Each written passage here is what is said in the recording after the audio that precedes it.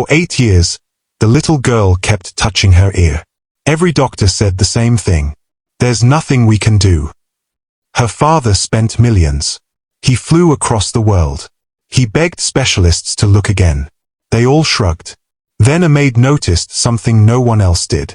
And what she found inside that child's ear would leave anyone speechless. Harrison Hart was a billionaire. Private jets. Huge mansions. More money than most people would see in 10 lifetimes. But his daughter, Ella, was born deaf. 8 years old. She had never heard a sound. Harrison tried everything. Johns Hopkins, Switzerland, Tokyo. Doctors who charged thousands of dollars just to talk. They ran tests. They did scans. They tried procedures. Every one of them said the same thing. It's permanent. It cannot be reversed. You need to accept it. But Harrison couldn't accept it. Because Ella was all he had left. His wife died giving birth to that child. So Harrison kept searching. Kept spending. Kept praying. Begging God for an answer. What he didn't know was this. The answer was not coming from a hospital. It was coming from the woman he had just hired to clean his floors. Victoria was a maid. 27 years old. No degree. No big qualifications. Just a woman trying to pay her grandmother's nursing home bills. But she noticed something about Ella that every specialist had missed. Something in her ear. Something dark. And one evening, while Harrison was away, she made a decision. A decision that could either save that child's life, or completely ruin her own. What happened next? You need to see it for yourself. Before we continue, hit subscribe, like this video, and tell me in the comments where in the world you're watching from. I believe this story found you today for a reason. The Hart Mansion sat on 40 acres of land in Connecticut. From the outside, it looked perfect. Tall white columns. Glass windows shining in the sun. Gardens trimmed so neatly they looked fake. But inside the house, there was silence. Not the peaceful kind. Not the kind that helps you rest. This silence was heavy. Thick. Like something had died and no one buried it. The staff moved quietly through the halls. No loud footsteps. No chatter. They learned fast. Mr. Hart liked silence. There was no music in that house. No television sounds. No laughter. Just silence. And somewhere inside that silence, a father was slowly breaking. Most evenings, Harrison sat alone in his study. His eyes always went to the family portrait above the fireplace. There was his wife, Catherine. Her smile frozen forever. Her eyes still bright. Next to her was a younger Harrison. He looked hopeful. Whole. And between them was little Ella. She was 3 years old in the picture. That was before Harrison fully understood that his daughter would never hear her mother's voice. Catherine died the day Ella was born. Complications, the doctors said. Too much bleeding. Not enough time. Harrison held her hand as the life left her body. She tried to say something. Her lips moved. But no sound came out. Just like their daughter. Harrison never forgave himself. If he had chosen another hospital. If he had asked more questions. If he had paid closer attention. Maybe Catherine would still be alive. Maybe Ella would be different. The guilt sat on his chest like a heavy stone. So he did the only thing he knew how to do. He spent money. Millions of dollars. The best doctors in the world. Flights across oceans. Hotels that cost more in one night than most people earned in a month. And still, every doctor said the same thing. Your daughter was born deaf. There's nothing we can do. You need to accept it. Accept it? How could he accept that Ella would live in silence forever? How could he accept that she would never hear him say, "I'm sorry your mother isn't here"? So Harrison kept searching. Kept writing checks. Kept hoping. He didn't realize the answer wasn't coming from a specialist. It was coming from someone he'd never think to look at twice. Someone was about to walk through his front door with nothing but faith in her heart and bills she could not pay. Her name was Victoria. And she was about to change everything. Victoria Dier arrived on a Tuesday morning in October. The sky was gray. The kind of gray that made everything feel heavier than it should. She stood at the gate of the Hart estate, holding her small bag with both hands, trying to calm her breathing. This was it. Her last chance. Back in Newark, her grandmother was lying in a nursing home bed. The bills were stacked on Victoria's kitchen table like they were growing by the day. 3 months behind. That was what the letter said. If she didn't pay, they would move her grandmother to a state facility. The kind of place where people were forgotten.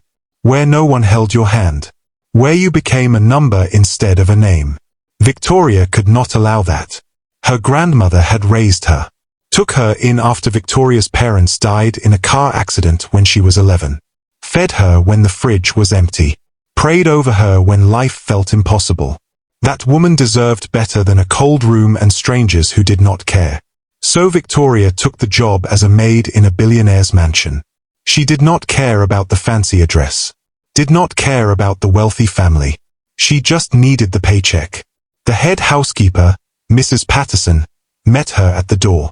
Stern face. Sharp eyes. The kind of woman who noticed everything and forgave nothing. "You're Victoria." "Yes, You'll clean. You'll stay quiet. You'll keep to yourself." Mr. Hart doesn't like disruptions, especially around his daughter. Victoria nodded. "I understand."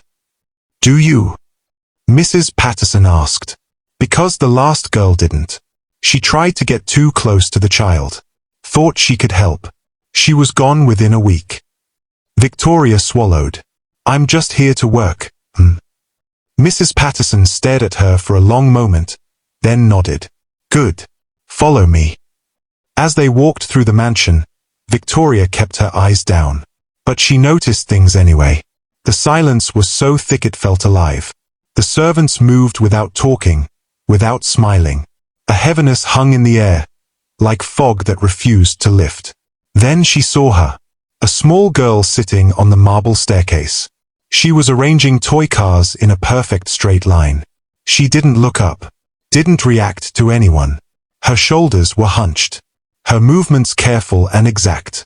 But what caught Victoria's attention was something else. The way the child kept touching her right ear.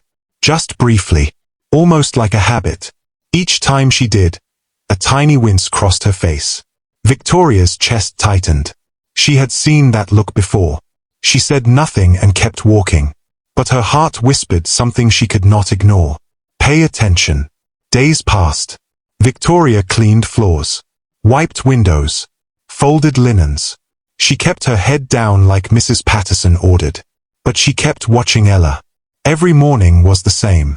The little girl sat alone in the sunroom, surrounded by puzzles and model airplanes. Her world was small. Quiet. Safe. No one bothered her there. The other servants avoided her. Not out of cruelty. Out of fear. As if her silence was something they could catch. Some whispered that the child was cursed. That losing her mother at birth had taken her hearing too. Superstition. That was all it was. But Victoria saw something else. She saw a child who was deeply lonely. A little girl who sat by the window, pressing her hand against the glass, watching the world move without her. She saw the way Ella looked at her father sometimes when Harrison walked past without stopping. How her small shoulders would sink just a little. She saw how Ella kept touching her ear. Over and over. Wincing each time.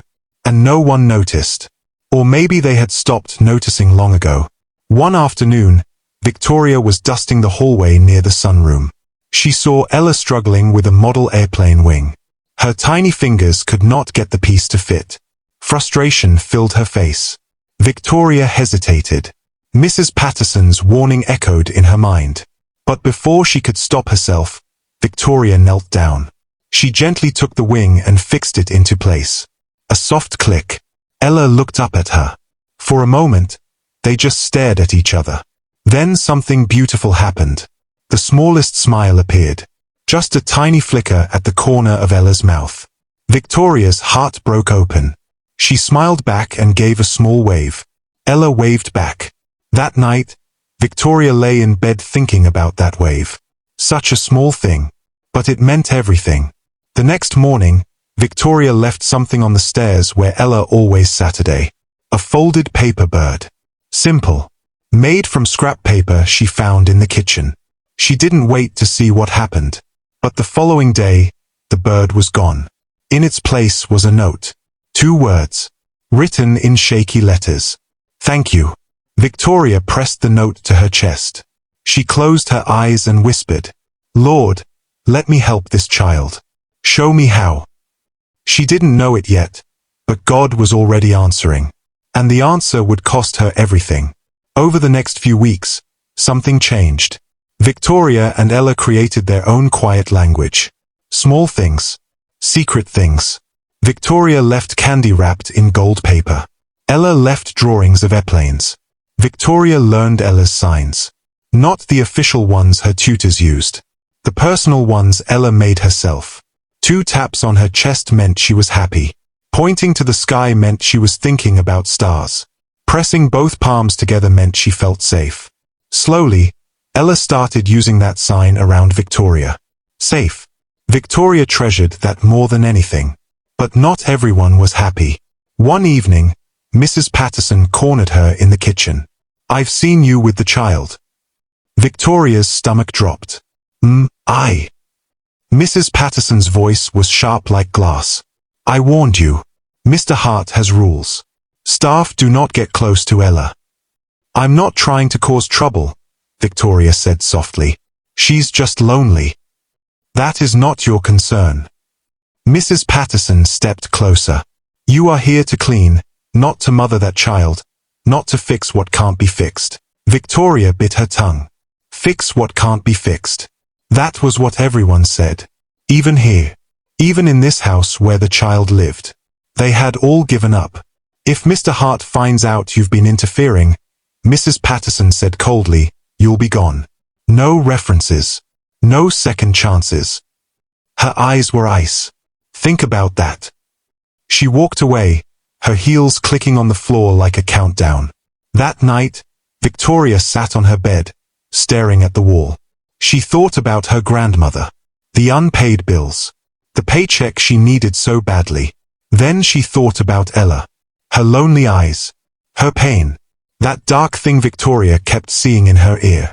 Fix what can't be fixed. Mrs. Patterson's words echoed in her head. But what if it could be fixed?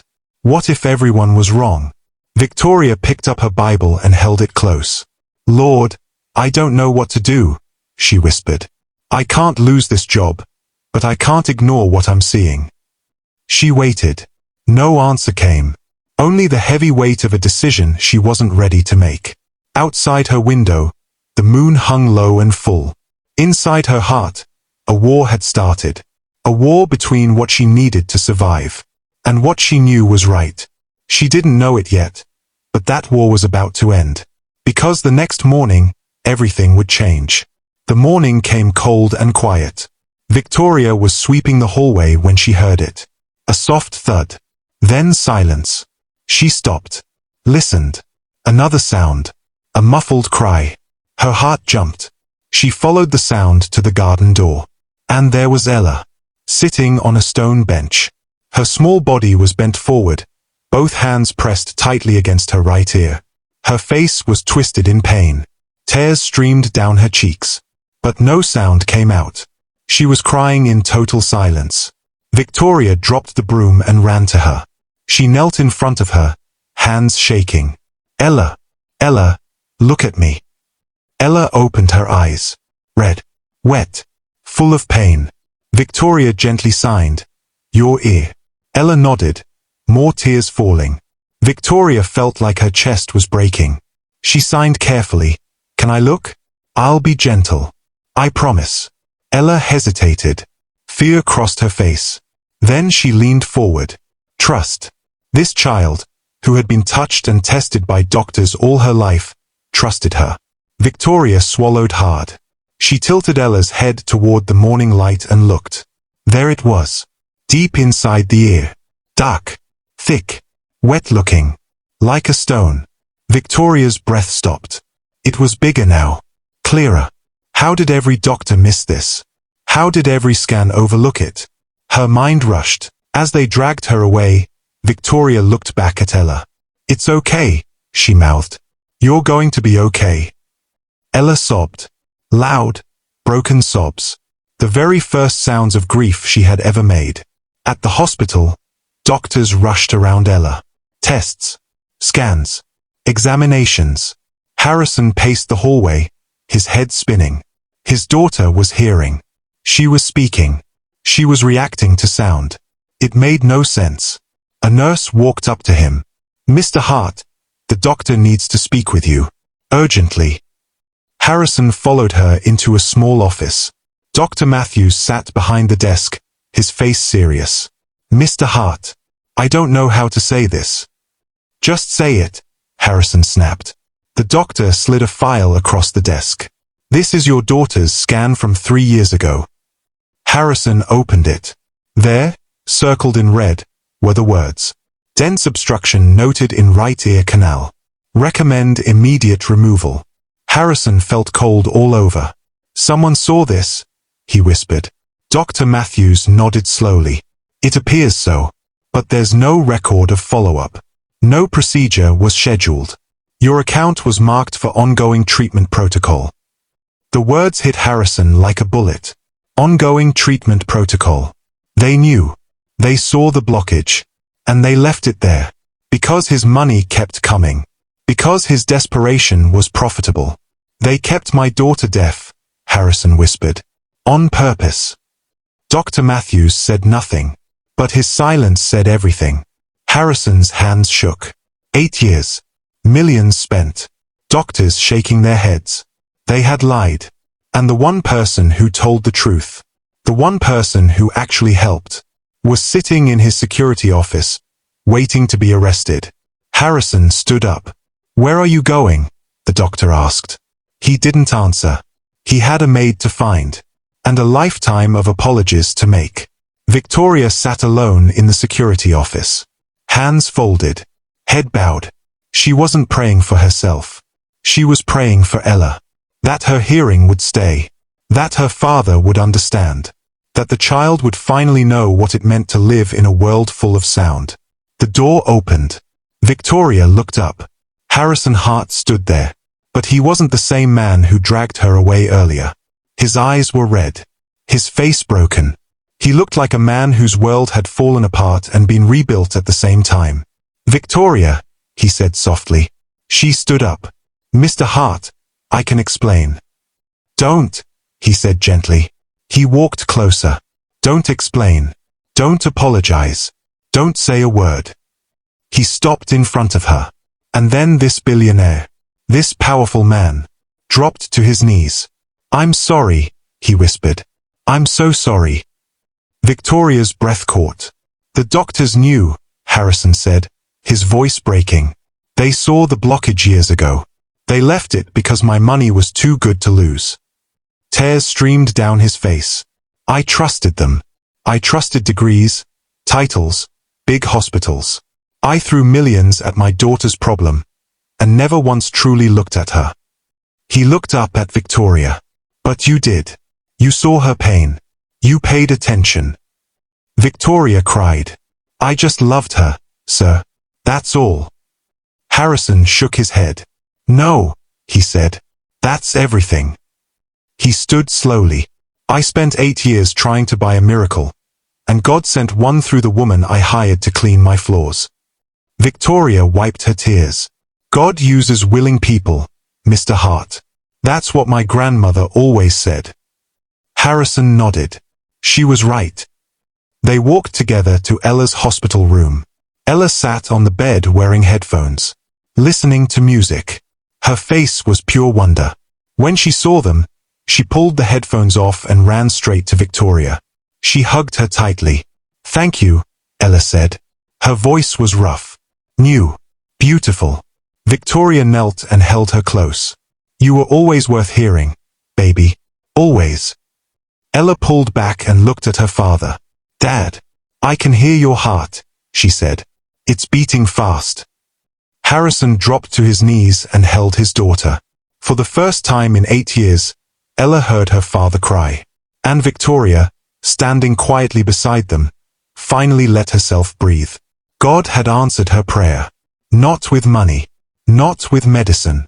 but with willing hands and a faithful heart. Sometimes, that's all a miracle needs.